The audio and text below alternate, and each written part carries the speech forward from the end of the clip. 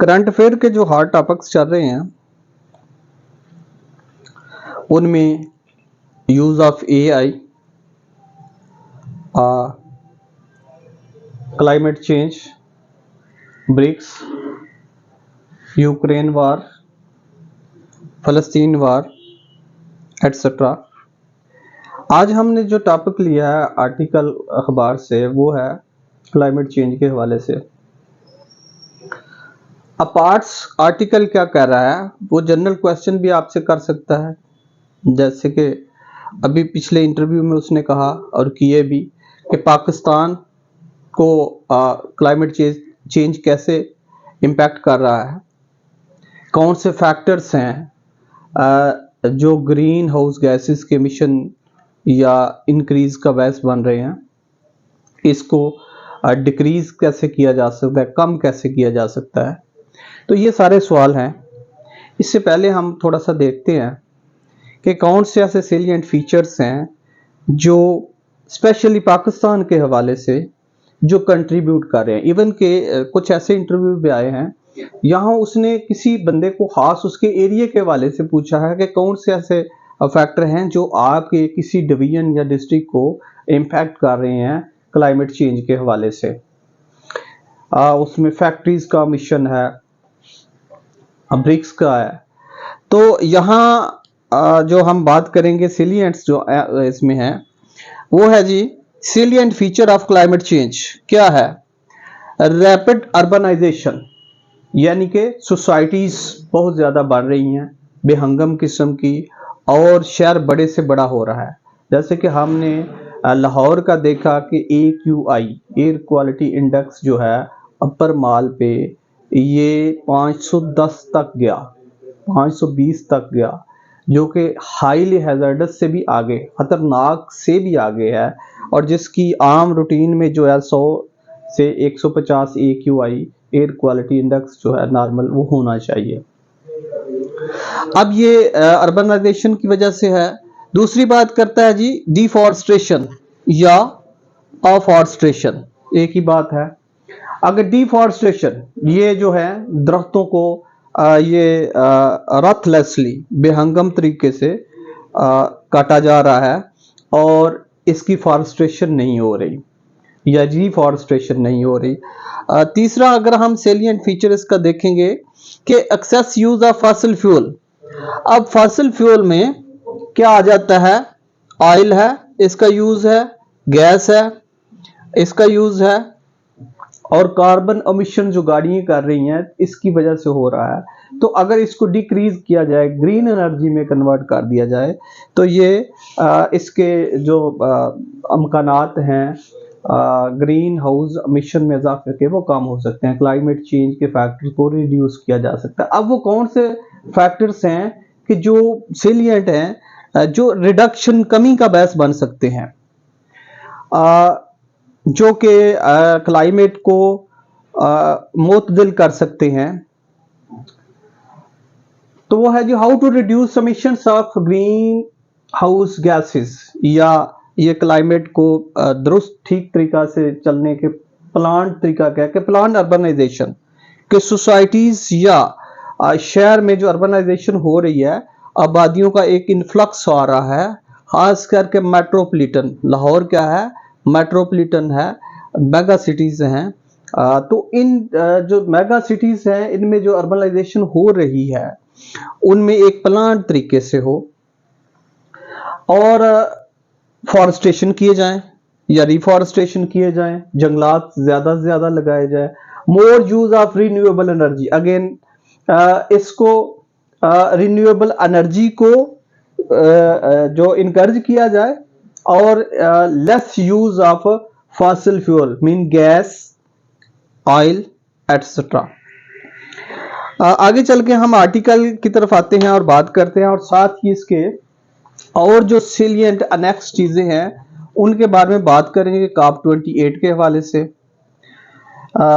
एक दो मेन खबर और current affair, that is the January 30, 2024। Pakistan Iran to enforce pacts for terror eradication, यानी कि दहशतगर्दी के खात्मे के लिए ये क्या करेंगे, स्टेप लेंगे, कोशिश करेंगे।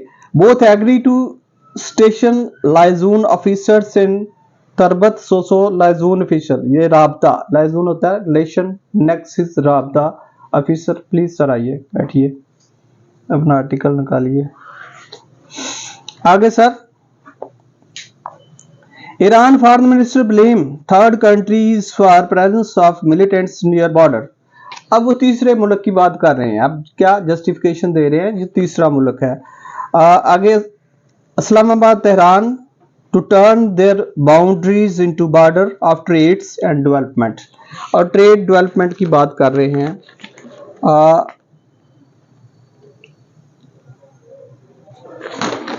एक जो क्रिटिसिज्म हो रही थी जी सुप्रीम कोर्ट पे, उस पे एक खबर आई कि नो एक्शन अगेंस्ट जर्नलिस्ट्स और क्रिटिसिज्म ऑफ वर्डिक्ट्स सीजेपी, तो वो कहते हैं कि कोई एक्शन नहीं होगा। मेन अदारिये में फिर ये तेहरान और ईरान की टाई की बात करता है, रिलेशनशिप की बात करता है, उसको अमेंड करने की बात करता है। मेंडिंग फेंसेस एडिटोरियल में बात करता है जी, फेंस बार्ड होता है जी, रिलेशनशिप वो कहता है मेंड किए जा रहे हैं, बेहतर हो रहे हैं। Form exchanging missile strikes 2 weeks ago to trading compliments, Pakistan and Iran has managed to handle potentially explosive crisis so and so। वो कहता है जी जो क्राइसिस हो सकते थे उनको पाकिस्तान और ईरान ने अच्छी तरह हैंडल कर लिया। बहरहाल आगे जी, FIA नोटिस, ये जो नोटिस किए गए सुप्रीम कोर्ट पे क्रिटिसिज्म और इस तरह के, with its overzealous investigation of an alleged malicious social media campaign, malicious social media campaign, double quotation mark में कह रहा है, अगेंस्ट सुप्रीम कोर्ट जज, तो इस पे के बारे में भी बात कर रहा है जी। मेन आज का हमारा जो टॉपिक है उसकी तरफ हम आते हैं। अच्छा ये बताइए कि COP 28 कब हुई, कहाँ हुई, कौन सा सिटी था? नो, एक्सपो सिटी दुबई का, UAE का एक्सपो सिटी था, दुबई में हुई थी। और ये कब हुई थी? नवंबर 30 से दिसंबर 13 जी, 13 नवंबर से 30 नवंबर से 13 दिसंबर, ये मतलब है 2023 से 2023 में हुई। अच्छा जी, जी बताइए सर, काप का मतलब क्या होता है? काप, कॉन्फ्रेंस ऑफ पार्टी। यार कितनी दफा ये प्लीज, ये इस पर तो बहुत डिटेल आगे जा चुके हैं, फिर चूंकि इतना टाइम नहीं होता। अच्छा, आपको पता है ये कब कहाँ होने जा रही है? आज़रबाईजान में हो रही है। COP 29 आज़रबाईजान में हो रही है। और ये आपको सिंगल पेपर में कंपैटिटिव किसी एग्जाम में भी आ सकते हैं कि कहाँ हुई, कब हुई, क्या रिजल्ट हुआ, क्या नहीं हुआ। ठीक है, अब ये आज़रबाईजान में हो रही है जी। और ये इसकी कमेंसिंग डेट, कमेंसिंग, जैसे कि कमेंसमेंट हमने बात की कि इस स्टैचू की लैंड रेवेन्यू एक्ट में उसकी डेफिनेशन भी बताई। बिगनिंग, स्टार्ट कब से हो रही है?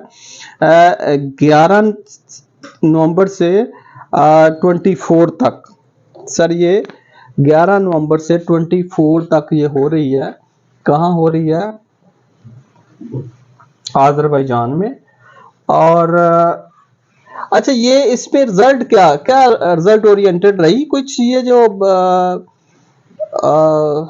COP 28 थी जो एक्सपो सिटी दुबई में हुई, ये क्या रिजल्ट निकला? कुछ रिजल्ट ओरिएंटेड हुई?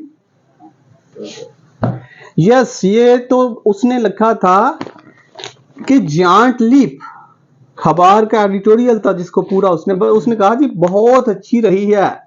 इसमें कितने मुल्क जो 28 में शामिल हुए? 199 कंट्रीज पार्टिसिपेट किया। ठीक हो गया।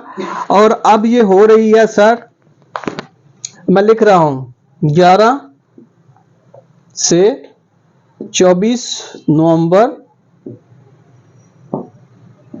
2024। आज़रबाईजान, ये क्या है सर? नहीं, ये तो है, ठीक हो गया, हाइफानेशन हो गया। इसका मतलब क्या है? 11 से 11 टू ता से, और ये हाइफानेशन का यूज हो रहा है, इसका मतलब है कंटिन्यू है, यहां से 11 से 24। ठीक हो गया, एक ये भी यूज है। तो प्लीज सर इसको थोड़ा सा रिकॉल किया करें। अच्छा, जो COP 28 conference of party expo city Dubai में हुई, उसमें जो अहम सेलिएंट बात ये थी कि फेज आउट किया जाए, ये फ्रेजल वर्ब है, phase out, gradually, step by step. किसको? फॉसिल फ्यूल को, गैस, ऑयल, इसका यूज जो है वो रिड्यूस किया जाए, फेज आउट कर दिया जाए, इसे ऐसा ऐसा और ग्रीन एनर्जी में कन्वर्ट कर दिया जाए। आज तो सिर्फ ये भी याद रखिएगा, टोटल पार्टिसिपेंट से 199 कंट्री, जिसमें 197 कंट्री ने एग्री किया इन सारे इशू से कि फॉसिल फ्यूल को स्टेप बाय स्टेप इसको रिड्यूस कर देंगे, इसमें यूज में कमी कर देंगे। आते हैं जी आज के हमारे मेन टॉपिक की तरफ, जो कि टॉपिक के इससे पहले कि हम मैं इसे पढ़ूं, कहीं समरी में, कहीं सवाल, कहीं क्वेश्चन, और कहीं वो ऐसे भी इस नाम से दे सकता है, और आपको जुबानी क्वेश्चन भी कर सकता है। क्या कर सकता है कि मौसमी तब्दीली और Pakistan, climate change and Pakistan. ठीक, पाकिस्तान के हवाले से जो कि आर्टिकल ज्यादा एम्फसाइज कर रहा है, क्लाइमेट इमरजेंसी, ये भी उसका क्वेश्चन हो सकता है। दूसरा ये भी हो सकता है जो कि यहां वो कह रहा है क्लाइमेटेड। अब चूंकि एड वो कहता है कि क्लाइमेट की वजह से जो एड आ रही है, मुख्तलिफ एनजीओज ले रही हैं और वो स्पेंड हो रही है, और बड़ा अच्छा सा लफ्ज वो इस्तेमाल करता है अखबार। वो कहता है कि ये क्या करेगा, लाइफस्टाइल बेहतर कर देगा, प्रॉफिटियर्स, भजन बैठ जाए, क्या हो गया, प्रॉफिटियर का लाइफस्टाइल जो है वो कहता है वो बेहतर कर देगा। क्या? जो फॉरेन एड है, अल्टीमेट यही होगा। ये क्रिटिकली क्या कर, दैट इज सार्कास्टिकल सेंटेंस और रिमार्क्स जो वो यहां दे रहा है। अच्छा जी, हमें पता लगा कि COP 29 अब कहां हो रही है? आज़रबाईजान। ठीक होगा जी, COP 29 आज़रबाईजान में हो रही है, और ये अहम इशू है। कहीं ना कहीं आपको ये आइदर रिटन में आ जाए या वर्बल आपको ये सवाल आ जाए इसके हवाले से, तो ये डेफिनेट आएगा। शुरू करते हैं जी। वो कहता है post COP 28 it is imperative to examine Pakistan's unique, Pakistan apostrophe का इस्तेमाल, unique stance in the climate change dialogue। बस यार ये मैंने बहुत ज़्यादा अपोस्ट्रॉफी का यूज़ और ये वो किया, लेकिन आज मैं आपसे डेफिनेटली क्वेश्चन करूँगा क्यों यूज़ हो रहा है। आप अपने आर्टिकल को देखिए और आपने काइंडली बताना है मुझे कि यूज़ क्यों हो रहा है। अब मुझे नहीं पता क्यों हो रहा है, मैंने जस्ट आपसे ये पूछना है। Stance is the climate change dialogue, Pakistan now faces a new kinds of challenge. Em dash का इस्तेमाल है। वन दैट इज, आगे फिर क्या है, एनवायरमेंटल, ठीक, in nature but deeply rooted in its socio political fabric, socio political fabric. ठीक हो गया। अब सर क्या फर्दर एक्सप्लेनेशन के लिए है या फिक्रा ब्रेक करके बात कर रहा है? फिक्रा ब्रेक करके बात कर रहा है सर। और दूसरा ये देखिए, एम डैश का इस्तेमाल यहाँ फिक्रे को ब्रेक करके आगे चल रहा है। ठीक हो गया।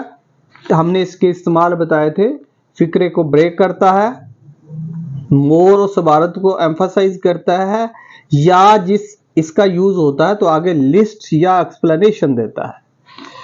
अच्छा जी, आगे सर ये आपने कम से कम बताना है। वन दैट इज, आगे क्या है, इन्वायरमेंटल, इसमें कुछ यूज हुआ है पंक्चुएशन मार्क, क्या है? अच्छा वहां नहीं आ रहा, तो ये दो अल्फाज को जो दो हाइफानेशन का यूज हुआ है बहुत कॉमन है, हम बहुत ही ज्यादा इस्तेमाल करते हैं, बट हमें नहीं पता कि ये है क्या एक्चुअल। जब लफ्ज मुकम्मल नहीं लाइन पे हो रहा होता तो हम एक डैश डालते हैं, आमतौर पर हमें यही बताया जाता है, तो वो डैश जो है वो फिर आगे चल के लफ्ज जो है इसको पढ़ने वाले को पता चल रहा होता है कि ये लफ्ज मुकम्मल नहीं हुआ। तो ये बेसिकली हाइफानेशन का यूज है जो कि स्प्लिट कर रहा है एक वर्ड को, डिसएसोसिएट कर रहा है, और ये अगेन एसोसिएट भी करता है, 2 और 3 और 1 इसके यूज में जब आएंगे। Pakistan despite it's minimal contributions, फिर इस्तेमाल हुआ, वो कहता है जी हाँ पाकिस्तान का कंट्रीब्यूशन बहुत कम है। ये भी याद रखिएगा, अगर ये क्वेश्चन आता है Pakistan basically green house gases में वो कंट्रीब्यूशन नहीं कर रहा जैसे चाइना कर रहा है, डेवलप्ड कंट्री कर रहे हैं, लेकिन वाइस वर्सा इम्पैक्ट जो है मौसमी तब्दीली का इस पे बहुत है, वल्नरेबल है और हो रहा है। जैसे कि आपने देखा एक्सट्रीम वेदर है, कभी बहुत ज्यादा बारिशें शुरू हो जाती हैं, कभी बहुत ज्यादा खुश्क साली शुरू हो जाती है, कभी बहुत ज्यादा गर्मी शुरू हो जाती है और एक्सट्रीम सर्दी शुरू हो जाती है। तो ये तगय्युर तब्दीली जो है ये क्लाइमेट चेंज की वजह से है। फ्लड आते हैं, global green house gas emissions in it at the forefront of climate change impacts the country's vulnerability। vulnerability क्या होता है सर? आर्टिकल इसीलिए पहले शेयर करते हैं सर, कम से कम इसे देखिए। vulnerability, vulnerable क्या होता है? अफसोसनाक, काबिल तरस, तशवीशनाक हालत, या आप ये कह सकते हैं, वैसे वल्नरेबल होता है, वल्नरेबल तबका होना, वल्नरेबल होना। पाकिस्तान में vulnerable to climate change mean कि इजीली किसी अटैक में आ जाए, कमजोर होना, जद में आ सकना, ओपन टू अटैक और डैमेज, कि आसानी से किसी को डैमेज किया जा सके, आसानी से आप किसी चीज को रोड पे रखा हुआ है और कोई चीज को लेके जा रहा है, तो that can be called vulnerable. Vulnerable women's folk को भी कहते हैं, एक तबका है जिसे हम कहते हैं। तो वल्नरेबिलिटी ये कमजोरी है किसकी? The countries vulnerability to environmental disasters is not solely due to global climate change. अब वो कहता है जी सारा कुछ ग्लोबल क्लाइमेट चेंज के ही कसूर नहीं है, क्या है कि कुछ हमारा भी फैक्टर्स हैं, कुछ पाकिस्तान भी इसमें कंट्रीब्यूट कर रहा है, जो कि हमने पहले बताया, मजीद डिटेल में यहां बताएगा। It is also profoundly exacerbated by local factors, rapidly urbanizations। क्या हो रहा है जी? बड़े शहर तेजी से अब उनमें आबादी बढ़ रही है, आबादी का एक तूफान आ रहा है, लेकिन ये इशू नहीं है कि आबादी बढ़ रही है, इशू ये है कि आबादी बगैर किसी तरतीब से बढ़ रही है, उनमें बाकायदा कोई एसओपीज नहीं है। सोसाइटीज जो बन रही हैं उनका भी मतलब है कि आगे चल के वो बताएगा। It is also promoted so and so a rapid urbanization characterized by subpar housing societies। Par होता है equal, PAR, par, at par. अक्सर लॉ में रोल होता है जी, यूज होता है कि इसका रोल एट पार है या एट पार नहीं है। तो एट पार होना किसी एक मुल्ज़म का रोल दूसरे मुल्ज़म के बराबर होना या ना होना। तो एट पार कॉमनली लॉ में यूज होता है। पार होता है बराबर होना, सब पार होता है डाउनग्रेड, सती, नीचे, जो मुसावात है उससे भी नीचे, यानी कि स्टैंडर्ड्स ऑफ सोसाइटी जो है वो उनका प्रॉपर नहीं है, जो वर्ल्ड स्टैंडर्ड है उससे बिल्कुल भी मैच नहीं कर रहा। अर्बनाइजेशन जो हो रही है। सब पर housing societies and obsessions with cars and expensive urban highways. ठीक है जी, कार्स का यूज है, ऑब्सेस है, जैसे कि हम कुछ कंट्रीज में देखते हैं कि वो इतना इसका इस्तेमाल नहीं करते, वॉक करते हैं या अदरवाइज साइकिलिंग करते हैं वगैरह वगैरह, वो एक ट्रेंड जो है वो प्रमोट करते हैं। और एक्सपेंसिव अर्बन हाईवेज जो है ये भी एक कंट्रीब्यूटरी फैक्टर्स हैं जो कि कार्बन emitter बेस बनते हैं और अल्टीमेटली ये क्लाइमेट चेंज का सबब बनते हैं। अलॉन्ग विद रैम्पेंट डिफॉरेस्टेशन, बढ़ता हुआ तेजी से रथलेसली बेरहम किस्म का क्या है, डिफॉरेस्टेशन है। जंगलात को खत्म किया जा रहा है, जहां जिसका दिल चाहता है उसको खत्म कर देता है। And excessive reliance on fossil fuel, again जी फॉसिल फ्यूल, तो फॉसिल फ्यूल होता है जी जो भी फ्यूल जमीन से निकाला जाता है, इसमें कोयल, ऑयल, गैस, ये सारी चीजें फॉसिल फ्यूल में आएंगी। तो वो कहता है इसका हम बहुत एक्सेसिव रिलायंस कर रहे हैं। Have collectively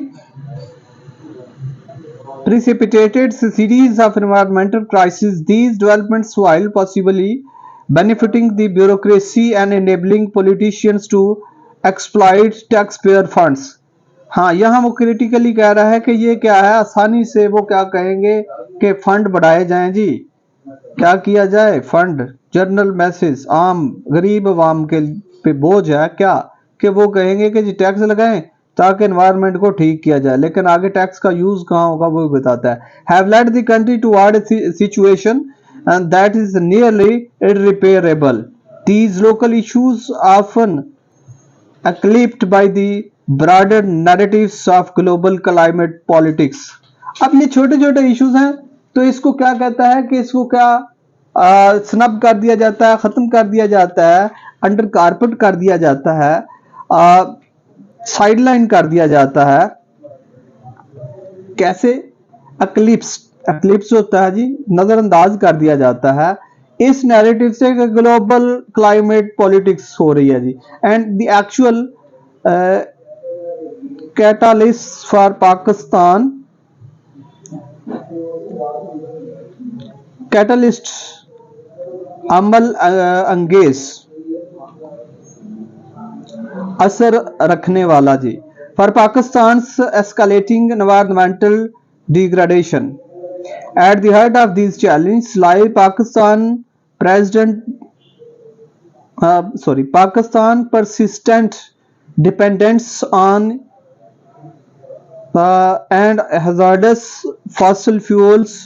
Additionally, environmental protection regulators run by an ad hoc bureaucracy, ad hoc यानी कि हमारी ad hoc है ब्यूरोक्रेसी, टेम्परेरी तौर पर जो सिस्टम को चला रही है, that is adept at nothing except staging price control photo apps against street vendors, have failed to establish procedures to control emission effectively। वो क्या कह रहे हैं, ब्यूरोक्रेसी सिर्फ काम है कि जो पैडलर बेचारा है रेडी लगा के बैठा हुआ है उसकी रेडी को उल्टा दो और यही काफी है कि ब्यूरोक्रेसी काम कर रही है, बजाय इसके कि ये जो हार्ड इशू हैं उनको टैकल करें।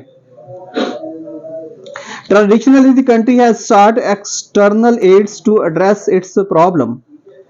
ये ट्रेडिशनली है जी, हम खुद तो नहीं करेंगे, एक्सटर्नल एड आएगी, लेकिन क्या करेगी। While bureaucracy and NGOs continue to receive aids, these funds often merely suffice to support the lifestyle of few profiteers।